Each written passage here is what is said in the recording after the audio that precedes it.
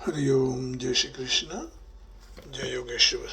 बंशीधरम तुत्रधरम नमामि मनोहरम मोहहरम च कृष्णं मालाधरम धर्मधुरं धरं च पार्थस्य सारथ्यकरं च देवं कर्तव्यदीक्षां च समत्वशिक्षां ज्ञानस्य भिक्षां शरणागतिं च ददाति गीता करुणाद्रभूता कृष्णेन गीता जगतो हिताय। श्रीमद्भगवद गीता जी अध्याय 16 और श्लोक भी 16। तो परमात्मा से विमुख हुए आसुरी संपत्ति वाले जीवे तब तक अशांति, जलन, संताप तो होता ही है, परंतु मरने के बाद भी उनकी क्या स्थिति होती है ये भी बताते हैं। इसलिए ऐसे जीवन जियो कि जीते जीते आनंदमय जीवन व्यतीत हो जाए। नहीं तो अभी भी आनंद नहीं है तो आगे भी अशांति ही है, आनंद नहीं मिलेगा। तो भगवान बताते हैं, अनेक चित्त विभ्रांता मोह जाल समावृता प्रसक्ता काम भोगेषु पतन्ति नरकेषु च। अनेक चित्त विभ्रांत मोहजाल समावृत प्रसक्ता काम भोगेषु पतन्ति नरकेषु च। कामनाओं से अनेक तरह भ्रमित चित्त वाले मोहरूपी जाल में अच्छी तरह से फंसे हुए, पदार्थ और भोगों में अत्यंत आसक्त रहने वाले मनुष्य भयंकर नरकों में, नरक में गिरते हैं, उनका पतन होता है। कामनाओं थी अनेक रीते भ्रमित चित्तवाड़ा मोह रूपी जाड़માં સારી રીતે ફસાયેલા પદાર્થ અને ભોગોમાં અત્યંત આસક્ત રહેવાવાળા મનુષ્ય ભયંકર નરકોમાં પડે છે. Thus deluded by ignorance, involved in the maze of delusion and dedicated to the enjoyment of sensuous pleasures, their mind bewildered by numerous thoughts, these men of devilish disposition fall into the fullest hell.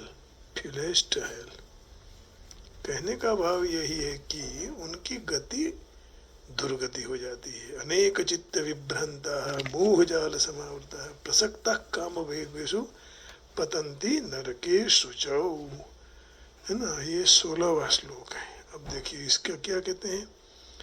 Thus perplexed by various anxieties and bound by a network of illusions, they become too strongly attached to senses enjoyment and fall down into hell. माने नरक में गति होती है। कामनाओं से अनेक तरह से चित्त जब भ्रांत हो जाता है ना, तो फिर अच्छी तरह से वह फंस जाता है, मोह जाल में आ जाता है। तो ऐसे लोग पदार्थ में भी आसक्त रहते हैं, और पदार्थ में आसक्त रहने से फिर वही मनुष्य भयंकर नरक में गिर जाते हैं, या उनको गिरना पड़ता है। अनेक चित्त विभ्रांता माने चित्त भ्रमित नहीं होना चाहिए, है ना। यदि चित्त भ्रमित हो गया तो चित्त शांत नहीं होगा। चिंता तो फिर चिंता होगी, फिर क्या होगा, फिर दुख होगा। तो इसलिए मैं पहले भी कह चुका हूं कि चिंता, इसमें इस सुभाषित बहुत बढ़िया है कि बिंदु मात्र का इसमें फर्क है।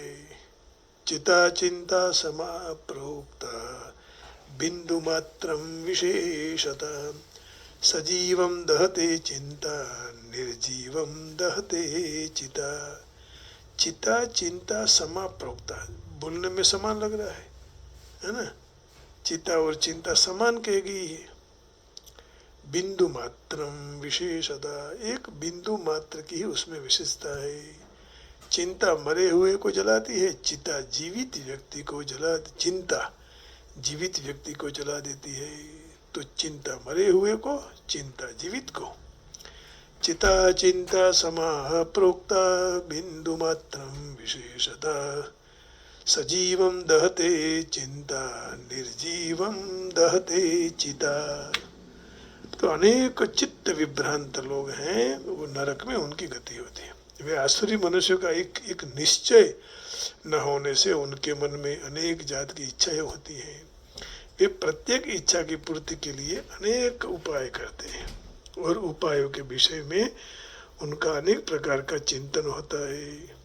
तो उनका चित्त कोई एक बात पर स्थिर नहीं रहता है, अनेक जगह में भटकता रहता है।